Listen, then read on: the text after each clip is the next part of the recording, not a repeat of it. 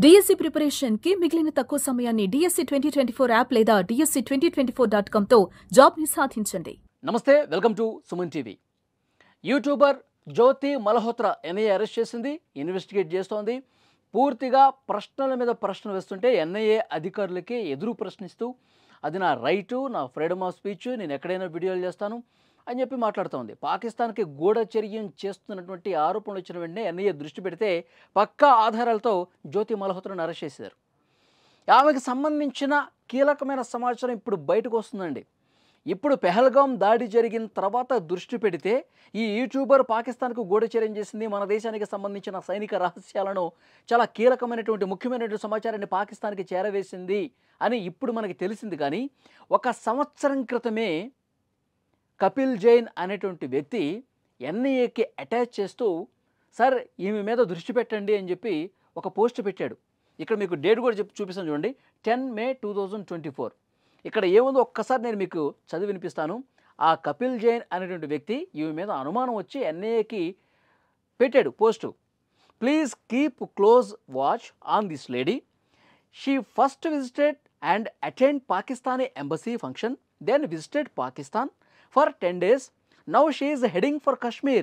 Maybe some link behind all these. అంటే చాలా క్లియర్గా కపిల్ జైన్ అనే వ్యక్తి 1 సంవత్సరం క్రితమే 2024వ సంవత్సరం మే 10వ తారీఖే ఎన్ఐఏకి ఈ పోస్ట్ పెట్టాడు, ఈమె మీద మీరు దృష్టి పెట్టండి అని. ఫస్ట్ ఈమె ఏం చేసింది, పాకిస్తానీ ఎంబసీ, పాక్ రాయబార కార్యాలయం ఉంది కదా ఢిల్లీలో, అక్కడికి వెళ్ళింది. అక్కడ వెళ్ళి అక్కడ అధికారులతో మాట్లాడింది. ఇప్పుడు మనకి బయటకు వస్తున్న సమాచారం అక్కడ డానిష్ అనేటువంటి వ్యక్తితో ఈమెకి సన్నిహిత సంబంధాలు ఉన్నాయని మనకి ఇప్పుడు తెలిసింది. కానీ 1 సంవత్సరం క్రితమే ఈమె ఆ రాయబార కార్యాలయంలోకి వెళ్ళి అక్కడ డానిష్తో మాట్లాడి వెంటనే పాకిస్తాన్కి వెళ్ళింది. 10 రోజులు అక్కడే ఉంది, పాకిస్తాన్లోనే వీడియోలు చేసింది. మరి 10 రోజులు అక్కడ ఉండి ఏం చేసింది, ఎవరెవరిని కలిసింది, మన సమాచారం అక్కడ ఎవరికి చేరవేసింది? సో ఇదంతా ఇప్పుడు బయటకు వస్తుందన్నమాట. Now she is heading for Kashmir. ఇప్పుడు మళ్ళీ 10 రోజులు పాకిస్తాన్లో ఉండి ఇప్పుడు మళ్ళీ కాశ్మీర్కి వచ్చింది, కాశ్మీర్ దగ్గర వీడియోలు చేస్తోంది. ఏదో లింక్ ఉందని చెప్పి ఇక్కడ క్లియర్గా చెప్పాడు. Maybe some link behind all these, ఏదో ఒక లింక్ ఉంది, దీన్ని ఛేదించండి అని చెప్పి డైరెక్ట్గా ఎన్ఐఏకి అటాచ్ చేస్తూ 1 సంవత్సరం క్రితం పోస్ట్ పెట్టాడండి. చూసారా, అంటే ఈమె పాకిస్తాన్కి గూఢచర్యం చేసింది అని చెప్పి చాలా పక్కాగా క్లియర్ కట్ ఇన్ఫర్మేషన్ ఇప్పుడు అన్నీ బయటపడతా ఉన్నాయి కదా. ఎప్పుడైతే పెహల్గాం దాడి జరిగిందో 2 రోజులకి పాక్ రాయబార కార్యాలయంలోకి ఒక గడ్డ ఉన్నటువంటి వ్యక్తి కేక్ తీసుకెళ్తా ఉన్నాడు. అతనితో సన్నిహితంగా ఉన్నటువంటి ఫోటోలు కూడా బయటకు వచ్చినాయి కదా. అంటే మనకి ఎలాంటి సంబంధం లేని వ్యక్తితో మనం అంత క్లోజ్గా ఎందుకు మూవ్ అవ్వాల్సినటువంటి పరిస్థితి వచ్చింది, మనం ఎందుకు అతనితో క్లోజ్గా ఉంటూ వీడియోలు చేసేటటువంటి పరిస్థితి ఉంది? దీనికి రీజన్ ఏంటి అంటే మన సమాచారం పూర్తిగా పాకిస్తాన్కి చేరవేస్తుంది.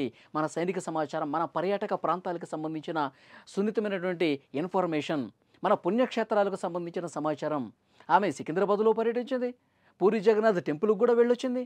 అంటే మన ఆలయాలకు సంబంధించిన ఇన్ఫర్మేషన్ రెక్కీ చేసి ముందుగా ఎక్కడ ఎటువైపు నుంచి వచ్చి దాడి చేయొచ్చో కూడా ఇన్ఫర్మేషన్ ఇచ్చిందా? మెట్రో సిటీస్లో అటాక్ చేయాలంటే ముందుగా ఎటువైపు నుంచి రావాలి, ఎక్కడ రద్దీ ప్రాంతాలు ఉన్నాయి, ఈజీగా ఎక్కడ టార్గెట్ చేయొచ్చు, ఉగ్రవాద దాడులు చేయొచ్చు అని చెప్పి అలాంటి ఇన్ఫర్మేషన్ ఏమన్నా ఇచ్చిందా? సో లోతుగా ఇన్వెస్టిగేట్ చేస్తున్నారండి. 1 సంవత్సరం క్రితమే ఈ కపిల్ జైన్ అనేటువంటి వ్యక్తి ఎన్ఐఏకి అటాచ్ చేస్తూ పోస్ట్ పెట్టినప్పుడే ఎన్ఐఏ దీన్ని సీరియస్గా తీసుకుని ఉంటే, మన నిఘా విభాగాలు చాలా సీరియస్గా అప్పుడే ఈ విషయాన్ని తీసుకుని ఈ యూట్యూబర్ని క్వశ్చన్ చేస్తుంటే జ్యోతి మల్హోత్రాని ఇంతవరకు వచ్చి ఉండేది కాదు, మన సమాచారం వాళ్ళకి చేరవేసి ఉండేది కాదు. పెహల్గాం లాంటి దాడి కూడా జరిగి ఉండకపోవచ్చేమో. ఎందుకంటే పెహల్గాం ఎక్కడైతే దాడి జరిగిందో అక్కడ వీడియోలు చేసింది ఈ మహాతేల, అక్కడ వీడియోలు చేసింది. వీడియోలు చేసి ఎటువైపు నుంచి ఉగ్రవాదులు రావచ్చు, ఎటువైపు నుంచి ఈజీగా ఎస్కేప్ కావచ్చు, ఇది మొత్తం రెక్కీ చేసింది. అందుకే వీడియోలు చేసింది. పైకి మాత్రం యూట్యూబర్, పైకి మాత్రమే నేను వీడియోలు చేస్తున్నా, నా యూట్యూబ్ ఛానల్ కోసం నేను పోస్టులు పెట్టుకుంటున్నా, ప్రజలకు సమాచారం ఇస్తున్నా, ఇది ఫ్రీడమ్ ఆఫ్ స్పీచ్, ఇది మాట్లాడుతున్నామే. కానీ లోపల చేసేదేంటి, యూట్యూబర్ ముసుగులో మన సైనిక సమాచారాన్ని, మన దేశాలకు సంబంధించిన ముఖ్యమైన సమాచారాన్ని పాకిస్తాన్కి చేరవేసింది. ఇక్కడ డానిష్తో సన్నిహిత సంబంధాలు ఉన్నాయి. అతను అలీ ఎహసాన్ అని చెప్పి ఒక వ్యక్తిని పరిచయం చేశారంట. అతనికిను పాకిస్తాన్ నిఘా విభాగానికి అధికారులకి చాలా మంచి సంబంధాలు ఉన్నాయి. మన సమాచారం మొత్తం వాళ్ళకి చేరవేసింది. వాళ్ళేమో ఇష్టం వచ్చినట్టుగా మన దేశం మీద దాడులు చేసే పరిస్థితుంది. సో ఇలాంటి దేశద్రోహులకు సంబంధించిన సమాచారం ఎన్ఐఏకు 1 సంవత్సరం ముందే పసిగట్టి ఉంటే ఈ కపిల్ జీ అనేటువంటి వ్యక్తి పంపించినటువంటి ఈ సమాచారం వాళ్ళు చూసి ఉండింటే గనక అప్పుడే జ్యోతి మల్హోత్రా బండారం మొత్తం బయటపడేది. ఇంత దారుణం జరగకపోయేది. ఇలాంటి వాళ్ళు చాలామంది ఉన్నారండి దేశద్రోహులు. జ్యోతి మల్హోత్రా లాంటి వాళ్ళు చాలామంది ఉన్నారు. ఇప్పటి వరకు ఒక 11-12 మందిని అరెస్ట్ చేశారు. ముసుగులో అంటే వ్యాపారాలు చేసుకునే ముసుగులో, విద్యార్థిగా ఉన్నటువంటి ముసుగులో వాళ్ళు పైకి క్లాసులకు వెళ్ళి చదువుతాం అనుకుంటారు. కానీ మన సమాచారం మొత్తం పాకిస్తాన్కి ఇరవేస్తారు. ఏదో వ్యాపారం చేస్తూ ఉంటారు, పైకి చిన్న చిన్న వ్యాపారాలు చేస్తూ ఉంటారు. కానీ వాళ్ళు ఒక స్లీపర్ సెల్స్ లాగా మన సమాచారం మొత్తం ఎవరికి అనుమానం రాకుండా సైలెంట్గా పంపిస్తూ ఉంటారు. సో అలాంటి వాళ్ళందరినీ కూడా జల్లెడ పడతా ఉన్నారు. అందరిని కూడా అనుమానం వస్తే వెంటనే ఇంట్రాగేట్ చేసి అనుమానం నిజమైన నిరూపణ అయితే అరెస్ట్ చేసేస్తున్నారు. సో మొత్తం దేశం మొత్తం కూడా జల్లెడ పడుతున్న పరిస్థితుంది. జ్యోతి మల్హోత్రా లాంటి దేశద్రోహికి కఠినంగా శిక్ష వేస్తేనే ఇలాంటివి మళ్ళీ జరగకుండా ఉంటాయి. దేశద్రోహులు మళ్ళీ పుట్టకుండా ఉంటారు. సో చూద్దాం. ఈ వీడియో మీద తప్పకుండా మీ అభిప్రాయాన్ని కామెంట్ రూపంలో తెలియజేయండి. Thank you very much.